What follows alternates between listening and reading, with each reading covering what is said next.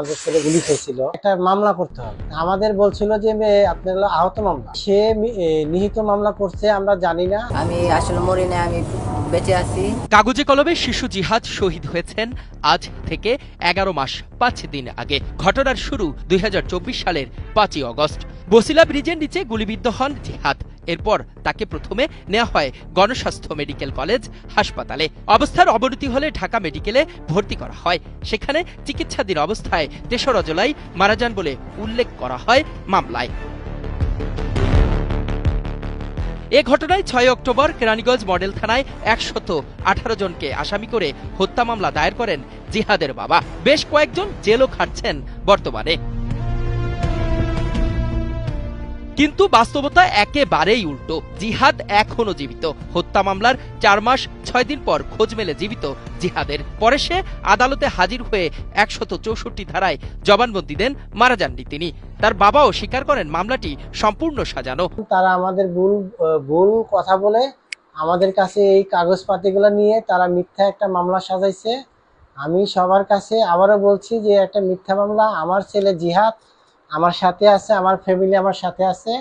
তারা বিভিন্ন চক্রান্তে আমাদের এরকম ভাবে ফাঁসাইছে। জিহাদের বাবার অভিযোগ, কেরানীগঞ্জে এনসিপির নেতা শাহজাহান সম্রাটের পরিকল্পনায় বাধ্য হয়ে সে সময় মামলা করেন তিনি।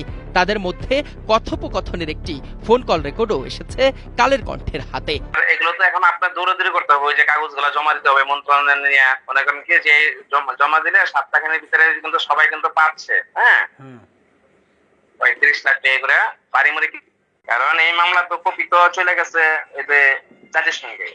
আপনি আইসা চলে আসেন, আমি আপনাকে যেটা বলছি এটা করবো না ইনশাল্লাহ। আর এই যে এখানে তো টাকা পয়সা লাগবে খরচ করতে, খরচ কোনো নাই, দৌড়াদৌড়ি করতে টাকা লাগবে না, এগুলো দিব না। আপনি আসেন, এখন কোন শয়তানের পরামর্শ নেবেন আপনার সমস্যা হবে ব্রাদার, বুঝছেন না? আমার কোনো সমস্যা হবে না, আপনার সর্বোচ্চ সমস্যা হয়ে যাবে বুঝছেন। যদি আপনি যদি করেন না আমি বাঁচতে চাই, আর যদি করেন না আমি এটা করবো, আত্মহত্যা করবো, তাহলে ওইটা হলো আপনার বিষয়। অভিযুক্ত শাহজাহান সম্রাটের সাথে যোগাযোগ করা হলে তিনি বিষয়টি এড়িয়ে যান। না, নাউজুবিল্লাহ, এরকম কিছু নাই ভাই। আমি কোনো মামলায় জড়িত না। আমি কেরানীগঞ্জে এনসিপি তে ঢোকার পরে আমি কেরানীগঞ্জে গেছি। এর আগে আমি কিন্তু আমাদের কাছে ছবি আছে, তথ্য প্রমাণ আছে, সবকিছুই আছে। ইনফ্যাক্ট আপনার কিছু ভয়েস রেকর্ডও আছে মামলা সংক্রান্ত। এই বিষয়গুলো আপনি মানে কিভাবে দেখছেন? না, এগুলো যদি হয় তাহলে আমি জিহাদ নামে মামলায় এগুলো আমি কেরানীগঞ্জের মামলা আমি কোনো বুঝতে চাই। মৃতের বাবা মানে ওকে মৃত দেখে বাবার সাথে টাকা পয়সার ব্যাপারে কথা বলেছেন, এই ফুটেজগুলো আমাদের কাছে আছে বা তথ্য প্রমাণগুলো আছে। এই বিষয়ে আপনার বক্তব্যটা কি আসলে? না, এই ধরনের কিছু নাই যে আমি যে টাকা পয়সার বিষয়ে কথা বলছি, এই ধরনের কিছু। বান্ডেল থাকলে প্রতি সেনমানিতে টাকা বাঁচবে। বিকাশ সেনমানি বান্ডেল কিনে জিতুন প্রতি লেনদেনে। এদিকে কেরানীগঞ্জের বৈষম্য বিরোধী আন্দোলনের নেতা ও খোদ স্থানীয় ছাত্ররা নিশ্চিত করেন 5 অগস্ট এমন ঘটনাই ঘটেনি। 4 আগস্ট বা 5 আগস্ট পুরো কেরানীগঞ্জে আমরা এই তথ্য এখনো পাই না যে জিহাদ নামে কেউ মারা গেছে। মামলায় দেখানো ঠিকানায় জিহাদের পরিবারকে খুঁজে পাওয়া যায়নি। তবে অনুসন্ধান করে গাজীপুরের এক দুর্গম গ্রাম থেকে খুঁজে পাওয়া যায় জিহাদ ও তার পরিবারকে। সেখানে গিয়ে সত্যতাও মেলে পুরো ঘটনার। আমি জিহাদ, আমি বৈষম্য বিরোধী আন্দোলনে গুলিবিদ্ধ হই 5 আগস্টে। কিন্তু আমার মিথ্যা মামলায় ফাঁসাই দেওয়া হয়েছে। আমি আসলে মরি না, আমি বেঁচে আছি।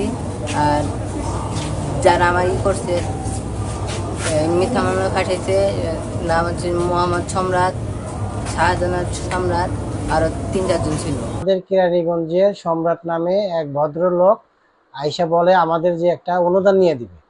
হ্যাঁ, অনুদান করার পরে একটা মামলা করতে হবে। আমাদের বলছিল যে আপনার হলো আহত মামলা।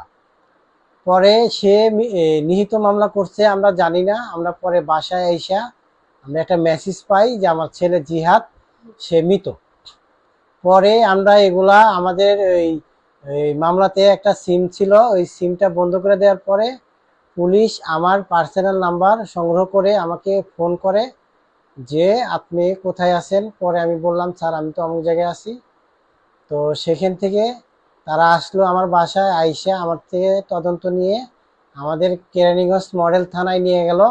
নিয়ে যাওয়ার পরে সেখান থেকে ঢাকা সুপার হেড যে উনাদের কাছে নিয়ে যাওয়ার পরে আমাদের কাছে জবানবন্দি নিল। তারপরে ওইখানে আপনার হাইকোর্টের যে ম্যাজিস্ট্রেট আছে, ম্যাজিস্ট্রেটের কাছে নিয়ে জবানবন্দি দিলাম আমি। আমার ছেলে ছিল। আমি আমি আমি বিপদে পড়ে এই ভুল চক্রান্তর শিকার হয়েছি। আমি দেশবাসীর কাছে আমি ক্ষমা চাই। আমাকে এই মামলার থেকে আমরা অব্যাহত চাচ্ছি। আমাদের যে ফ্যামিলির কোনো ক্ষতি যে না হয়। আমাদের 5টা ছেলে মেয়ে। আমি আসলে সরকারের কাছে খুবই আবেদন, তারা আমাদের ভুল কথা বলে আমাদের কাছে এই কাগজপাতিগুলো নিয়ে তারা মিথ্যা একটা মামলা সাজাইছে। আমি সবার কাছে আবারও বলছি যে একটা মিথ্যা মামলা। আমার ছেলে জিহাদ আমার সাথে আছে, আমার ফ্যামিলি আমার সাথে আছে। তারা বিভিন্ন চক্রান্তে আমাদের এরকম ভাবে ফাঁসাইছে। এই মামলাতে দ্রুত নিষ্কৃতি চাই, আর যারাই জালে ফাঁসাইছে, আমার ছেলেকে মৃত বানাইছে, তাদেরকে আমি শাস্তি চাই তাদের। এসব বিষয়ে জানতে কেরানীগঞ্জ মডেল থানার ভারপ্রাপ্ত কর্মকর্তা মনিরুল হক ডাবলুর সঙ্গে যোগাযোগ করা হলে ক্যামেরার সামনে কথা বলতে রাজি হননি। তবে তিনি জানান, এই মামলা হওয়ার পর থেকে বাদীকে খুঁজে পাচ্ছিলেন না তারা। তবে একসময় পুলিশ বাদীর ঠিকানা খুঁজে পায়।